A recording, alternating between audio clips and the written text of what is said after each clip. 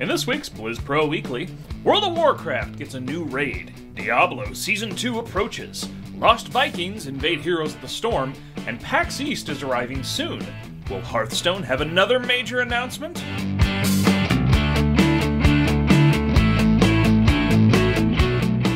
Hey guys, welcome to the newest episode of Blizz Pro Weekly. We are filming on February 7th. As always, I'm your host, Chris the Beard Arnone.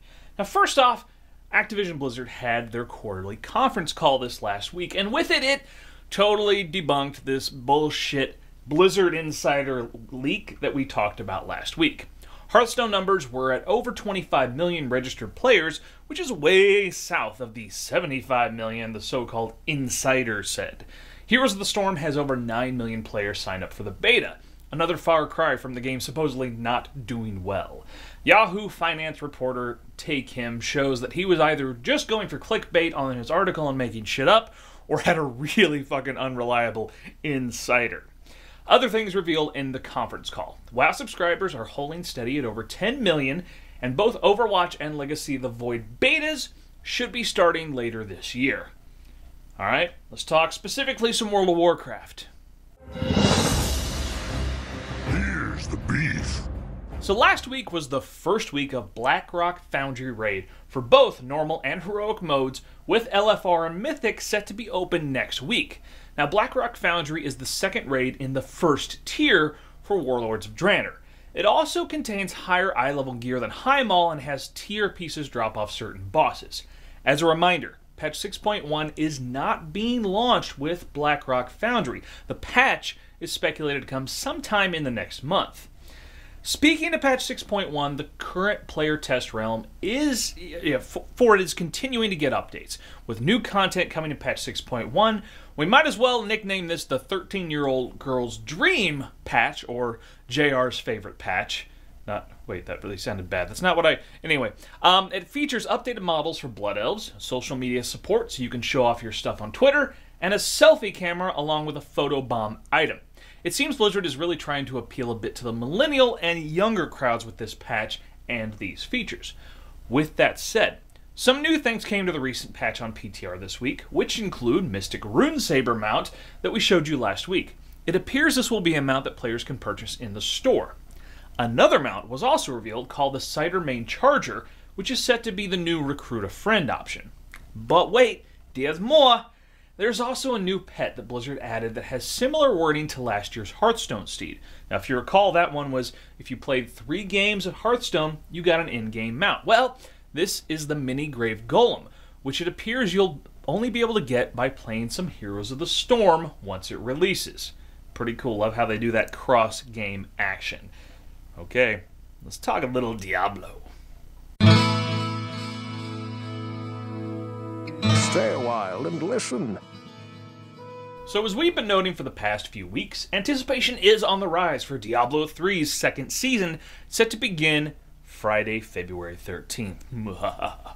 Whether you're a wily veteran chomping at the bit or a newcomer looking for a fresh start, we here at Blizz Pro would like to offer you a few pro tips, or Blizz Pro tips.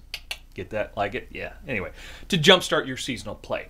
First off, play with friends. From the earliest days of Diablo 3, developers have always pushed that the game is a multiplayer experience, even going so far as to institute buffs and bonuses for grouping with your friends.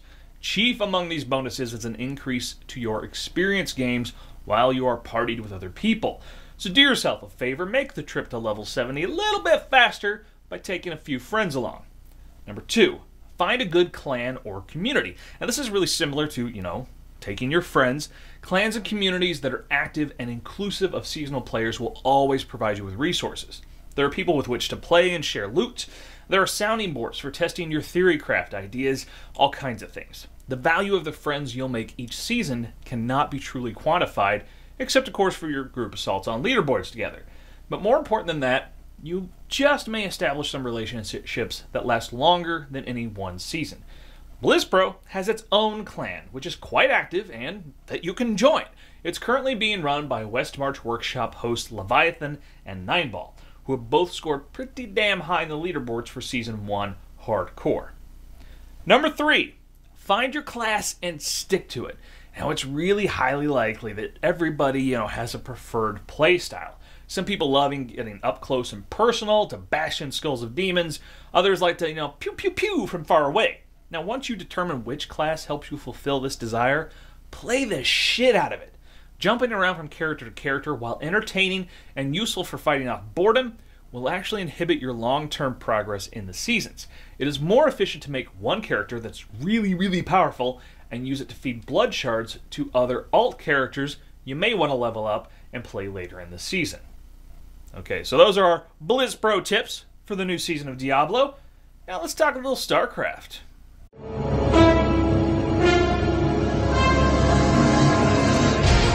You want a piece of me, boy? So do you remember way back when BlizzCon 2013, when Blizzard said that they were working on HD updates of hero units from Warcraft 3?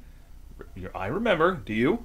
Well, it looks like they've now been added to the current PTR build, along with virtually all of the assets from the original game. Yes, that's right. So Blizzard has posted images of some of the new assets, but don't let images on the blog post below fool you. Click on them, and you'll see side-by-side comparisons of the new hero units for, Undead and Night Elf factions against their old versions. So you get the HD and the old side-by-side, which is pretty cool. In addition to that, Blizzard seems to be gauging interest in new Warcraft RTS content. They're going to be showcasing what people create with these new assets in a spotlight series called Memories of War. Now, with some of the recent efforts we've seen in the modding community, it seems like Blizzard is beginning to see that folks might be ready, maybe, for Warcraft 4. Could be. Let's talk Heroes of the Storm.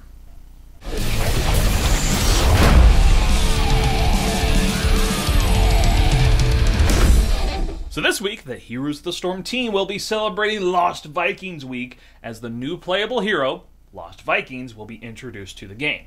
Now, the Lost Vikings, for those who missed it at last year's BlizzCon, will be a new specialist hero and the first real sort of micro hero for the game. You control not one, but two, but three separate characters and can send them even to very different lanes. It will take a very skilled player to manage these well.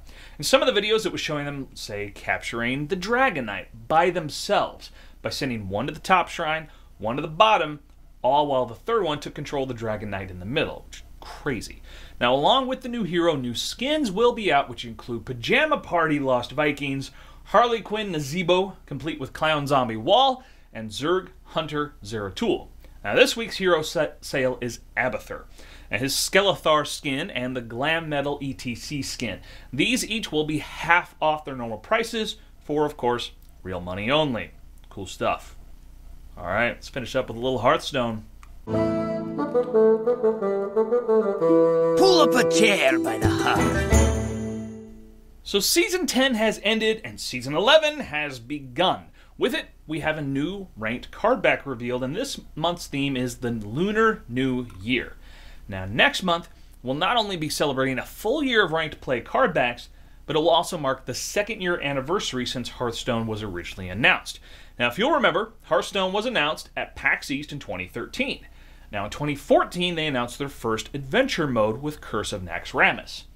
Now, PAX East is the first weekend in March, only a few weeks away, and it appears as though Hearthstone and Heroes of the Storm will be showcased there by Blizzard. We are fully expecting a major Hearthstone announcement this year, again at PAX East, and Blizz Pro Zone JR, Heather, and Steven will be there to cover the event.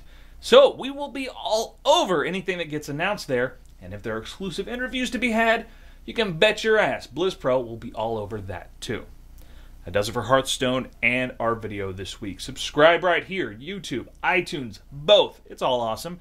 Blizz Pro TV, you want to listen and subscribe to the Edge, West March Workshop, the Hearthstone Power Hour, the Heroes Power Hour, and Real Life Respect. We have all kinds of awesome content. Me, I'm all over the internet. Twitter, Facebook, Tumblr, Goodreads author. My book is out there to buy, The Lost and Broken Realm.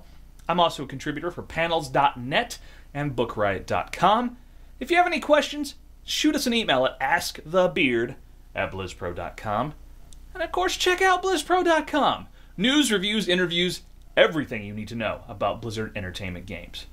Stay beardy, my friends.